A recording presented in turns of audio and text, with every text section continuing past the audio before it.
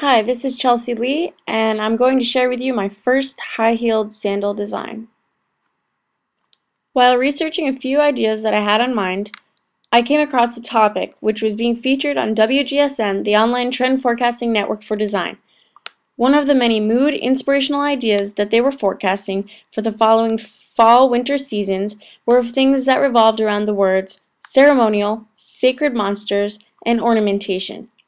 What I then did was combine all of these words together and chose a cultural theme to better express these words within a specific background. I chose ancient Africa as my theme and then collaged together a few clips that I felt had best reflected what was of interest to me and my designs. I chose photos that reflected prints, color, ceremonial wear, intricate beading, spear-like shapes, and monster-like figures. Next, I collaged together a few clippings of materials. I was searching for more than the usual expected leather materials. I wanted to incorporate more mixed medium into my designs. So I looked into options such as coral, glass cane, recycled glass, black stone, black onyx, etc. Customer profile. The client, ages 23 through 38. Occupation, fashion PR. She's young at heart, very flirtatious, business-minded, and confident. This client enjoys networking, likes her independence, and has a slightly intimidating inner strength.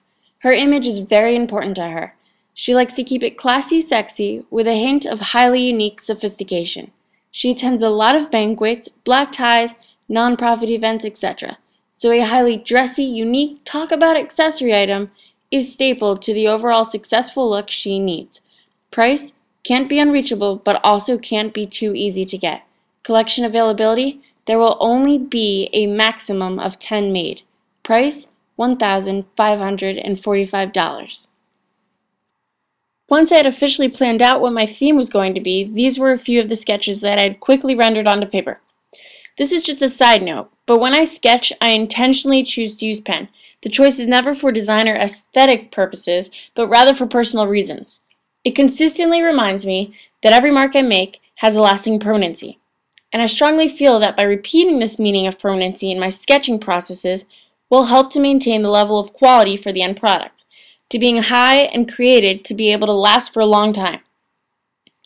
As I begin my sketching, I'm oftentimes strategizing the kinds of mixed media materials that I plan to use in the designs.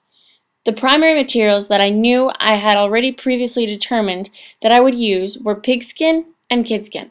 But for determining what the final outcome would be for as to what mixed media material I was going to use, all depended on how I was going to assemble the new material so that it could be technically successful for wearability standards and not just for design purposes. Many of the mixed media materials that I mentally kept a hold of while designing these high-heeled sandals were red coral, turquoise, pyrite, oiled lava rock, Swarovski crystals, natural black stone, bone, recycled glass, a little bit of metal, and onyx.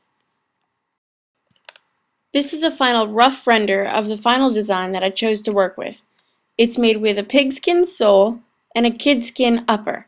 The mixed media materials that I incorporated in this specific design were natural red finger coral, chunky coral, pyrite, recycled glass, and lava stone.